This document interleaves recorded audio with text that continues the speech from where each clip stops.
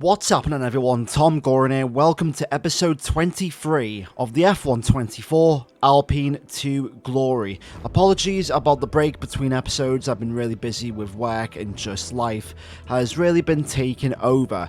However, we are back to finish the Alpine to Glory career mode series. I think we are halfway through season 2 as we get ready for the Canadian Grand Prix of the second season. There is the championship standings after back-to-back victories at Imola and also Miami. We come to this weekend on a high note. We've closed the gap to Max Verstappen and we've got some decent upgrades coming. We've got the energy store cells positioning upgrade coming on the 31st, and we've also got an ICE reliability testing upgrade which is already on the car. Like the video and subscribe to the channel for more F124 career mode content as we round out the year of 2024. And yeah, comment down below who's going to win the Constructors' Championship between Ferrari and also McLaren. Leave your predictions down below, people. However, we're getting ready for the Canadian Grand Prix. Car feels really good, even though we don't really have the car like fully to compete against Aston Martin, Ferrari and Red Bull. We are making strides as far as our chassis. We do have a massive chassis upgrade coming. We're still in the midfield as far as we have the 5th wear chassis.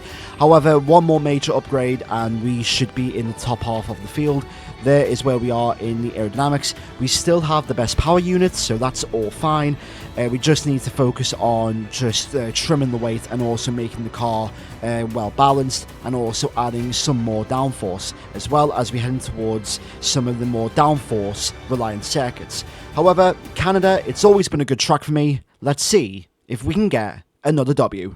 It is time to go qualifying in Canada. A historic track. Looks simple, it's anything but. Welcome to Montreal.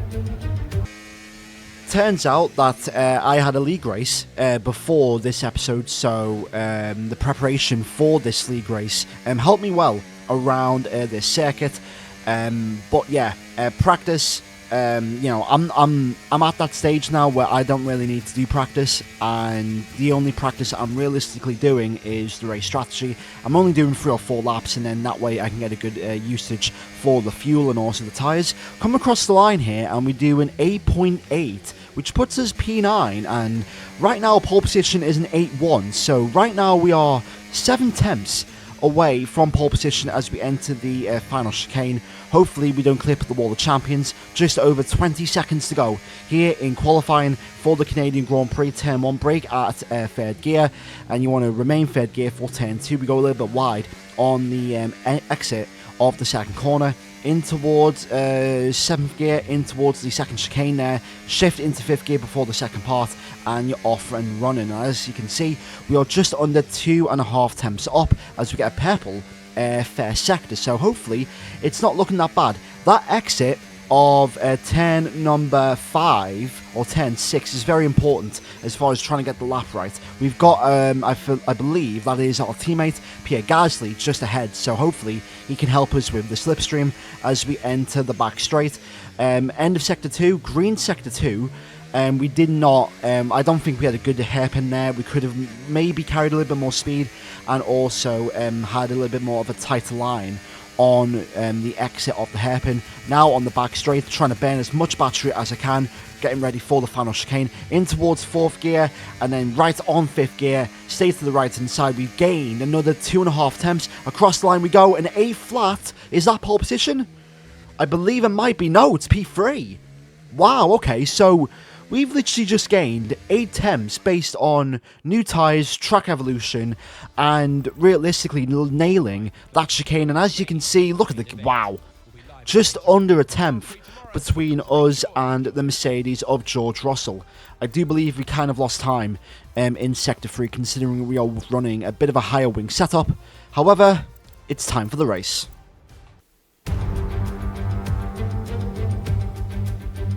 Lights Out in Canada is approaching at a venue where the island was built for the 1967 World's Fair. The world has gathered once again. Welcome to the Canadian Grand Prix.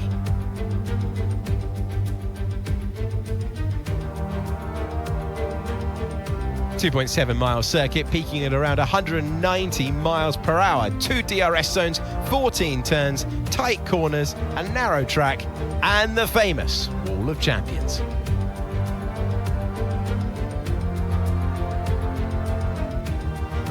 Welcome to the commentary box and welcome to Naomi's Shift. I'm Alex Jakes. Naomi, this is going to be interesting. Well, they're having a better time than their teammates so far this year. How do you keep that momentum going? Well, it's all about forgetting last time because that was a bit of a shocker. How do they change the story today? It is true, they had a really tough day in the office last time out, but they cannot dwell on that. It's so important to turn the page and start on a blank slate because the more you dwell on that, the less it's going to push you in the right direction. So take some notes. Obviously, there's things to be learned, but move on. Someone please check on Naomi's Shift. I don't know what she's waffling about. But welcome to the Canadian Grand Prix here today. Strategy, clearly, one stop from mediums to hards. However, in a league race, it turns out that the mediums don't really last, and the harder tyre is the tyre to be on. Not according to this graph, though. Apparently, the medium strategy is quicker than the hard strategy. I am running a bit of a higher downforce setup, so I might get mugged off on the straights. Red Bulls are the only ones on the hard tyres. The formation lap gets underway and every driver will be looking to settle in for the race ahead, making sure their car is ready for the battle once the lights go out.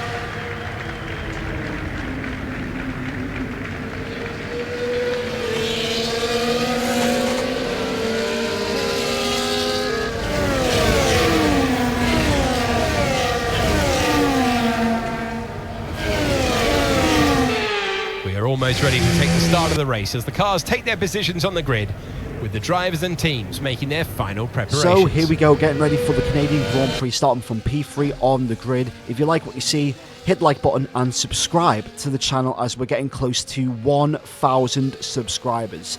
I cannot wait until we hit that milestone, and hopefully this race can really help that journey.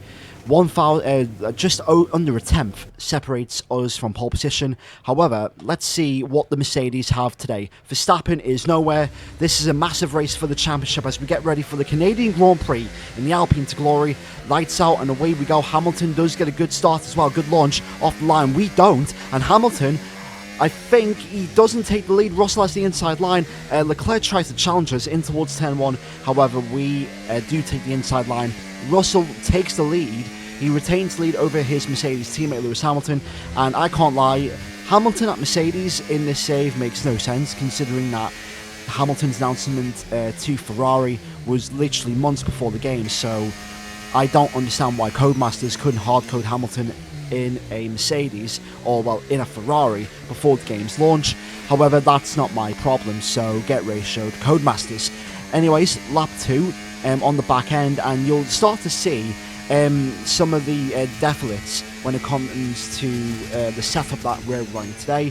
A higher wing setup does value the tyre wear a little bit more and makes the car easier to handle. However, we are losing, I think, around about anywhere between 5 and 10 miles an hour, even with DRS. We can't really compete against the Mercedes. However, we're close enough on Lewis Hamilton on lap 6. Down the inside we go in towards turn 1. We're going to have the outside line in towards turn 2, and because of our traction, we out-traction Lewis and we are into second place. So with this setup, it's looking good for us right now as we advance later in towards the end of lap 6. And as you can see, Hamilton is all over us here, so we have to use the battery. And this is what I'm saying, because of our higher wings, we are losing around about 5 to 10 miles an hour. So Hamilton's probably doing 211 miles an hour on the straight. Meanwhile, we're only doing around about 2.6 maximum. Speaking of maximum attack down the inside of George Russell in towards the first corner. And because we follow the outside line, we out-traction Russell to take the lead here in the Canadian Grand Prix. So not even 10 laps in, and we've already made our presence felt as we have taken the lead once again here in Canada. However, later on, and as you can see, we're not even going to fight George Russell. I just want to try and break away from that train of Hamilton, Leclerc and also Alonso. I don't want them getting involved in this race as far as trying to interfere in our battle. We do get an objective to keep the fuel load just above 37 kilograms. and we do have just over a lap to do so. But as you can see, we are all over George Russell on in these corners, and it's just a matter of time as we do a 12.2, which is what 1.5 seconds slower than our fastest lap of the race, as we overtake George Russell to retake the lead once again. And clearly it's looking like another weekend where, you know, in qualifying we're slightly down on the AI, but in the race we're just absolutely overwhelming them as we get a great exit there of the chicane. But Russell still has DRS as we failed that fuel objective, but it doesn't really matter. We should have enough fuel to go to the end of the race. And yeah, we're just keeping our distance between us and the Mercedes, advancing now to lap 11 out of 35. And Russell, again, a great exit. The AI always seem to have great exits on these games, and I'm not going to really fight Russell. I'm going to go down into none, and Russell has overtaken us. We do make a bit of contact on his rear left tyre, but Russell retakes the lead, and I'm just trying to I wouldn't say hold up the Mercedes, but I'm trying to compete against both of these Mercedes, especially George Russell. But I don't want to be caught up in this train of Hamilton. Speaking of Hamilton, there he goes. He span on the exit of what? That's 10.9. Let's see what happens. So he tries to go down the inside, he's not there, and he loses the back end once, and then he loses it again. He tries to counter steer, and he is gone from this race. He hasn't got damage, fortunately, but however, he is at the back of the train, down in last place. Lap 15, we are going to come in for our one and only stop from mediums to hards. That is the predictable strategy on F1 24, and we do get the objective to overtake George Russell before lap 20. However, we're going to overtake him 5 laps before on lap 15. Down the inside we go. However, we have to watch for the marker boards, and we are just under 15 miles an hour for our pit lane limiter as we begin lap 16. Box for the line, 2.5 seconds stop time. Could have been, you know, maybe we could have had a 2.2 second stop time there, but, you know, loss of 3 temps, not really that bad. I'm surprised Russell didn't follow us in. Alonso's followed us in as well. I believe Bottas is also boxing, so hopefully we can try an undercut. Let's see where we are, and we are just behind Yuki Tsunoda and Nico Hülkenberg in the RB and Haas respectively. But yeah, the rumours going around of Yuki Tsunoda potentially replacing Sergio Perez as we overtake Nico Hülkenberg as he gets ready to... He's going to Sauber next season, so that should be very interesting for Nico Hülkenberg to join the team that he was driving for 11 years ago. Lap 16, Yuki Tsunoda boxes for his pit stop, and now we're going to see how powerful the undercut really is. In career mode, the undercut is powerful, and we were just over half a second away from George Russell before the overtake, and now, as you can see, we're going to come out of turn 2, and we have gained we've gained 2 whole seconds on George Russell, so that is the power of the undercut on F1 24 as predicted.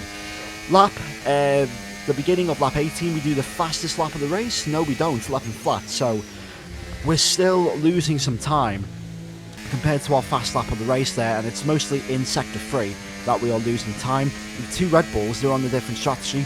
Meanwhile, we do a 10.4, 3 temps quicker than our fast lap on the medium tyres, so we have the fast lap. But however, since Verstappen and Perez are doing the ultimate strategy from the hards to the mediums, I expect Verstappen to absolutely obliterate the fast lap.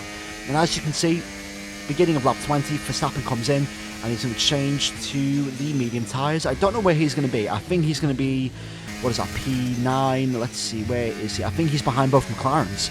Yeah, he is behind both McLarens, so that is not worked out as well for Max Verstappen, and both Red Bulls just don't seem to have the pace to really compete against the Mercedes and also Charles Leclerc and also the Ferraris in this race. Has Sainz already stopped? I think Sainz is going to come in this lap. However, lap 20, at the end of lap 21, we are just absolutely now focused on setting the timing sheets. Like, cross line we go to do a 10.7, so we're constantly around mid-10s, you know, from anywhere between a 10.4 to a 10.8, and as you can see, we are extending our gap towards George Russell by 4.5 seconds, 6 seconds ahead of Charles Leclerc, and 7.5 seconds ahead of Fernando Alonso, as we do a 10.6 that lap, so 1/10 quicker than our previous lap time. And yeah, things are looking good. As long as there's no safety cars, as long as nothing else is happening for this race, we should be in a very good position. However, we do get a race and a message from Jeff, or Mark, whatever his name is, saying that George Russell does have an engine issue. So I think something to do with his ERS battery. I'm not really sure, but because of that, that ruled Russell out of the race. Charles Leclerc got second place. However, we were able, as we get a bit of a tank slapper there on the exit of the hairpin. But yeah, that was Russell's race over with, and I wanted to see if I could try and extend the gap to make one last pit stop onto the soft tyres, you know, just to make this race fun. However, I wasn't extending as much as I needed to make an extra pit stop work. And as you can see, lap 31, 9 seconds. Now it's 12.6 seconds, and we are closing in on our 4th win of the season. It's been a dominant race, even though we started P3. We overtook Hamilton, we overtook Russell, we've extended the gap with the 1 lap undercut, and we're going to come home to win our fourth race here in Canada. Come on! Now we can fight. Ah, fantastic drive. That's just fantastic. Amazing. You deserve that race win. Well done, mate.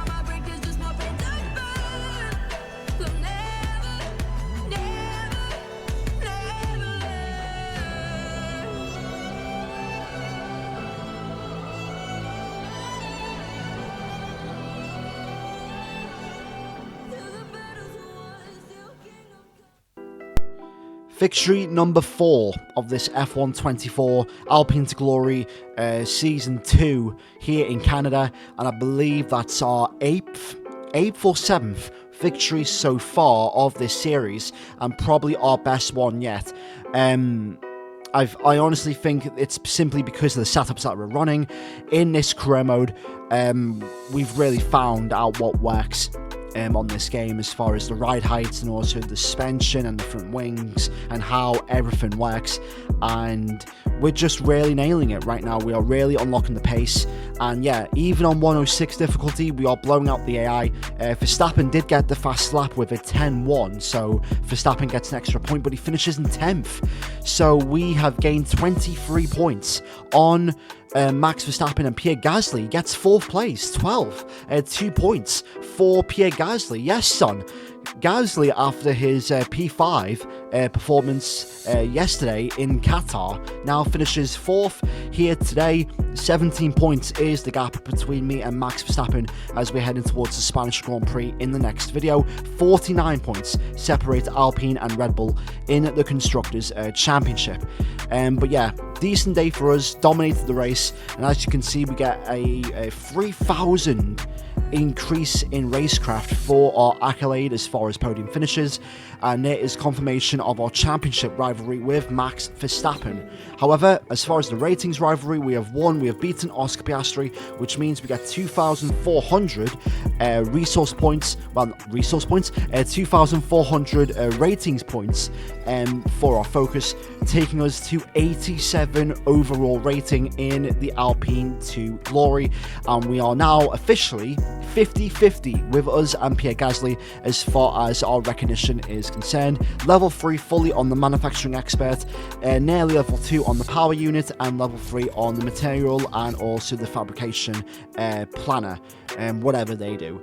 But yeah, now as we enter the halfway stage of this season, 3 races in a row, 3 wins in a row, 4 races won this season, and we are going to end this video with a secret meeting. Thank you for watching. Make sure to leave like, share, comment and subscribe for more F1 24 career mode content, and I'll see you all in the next video. In a bit.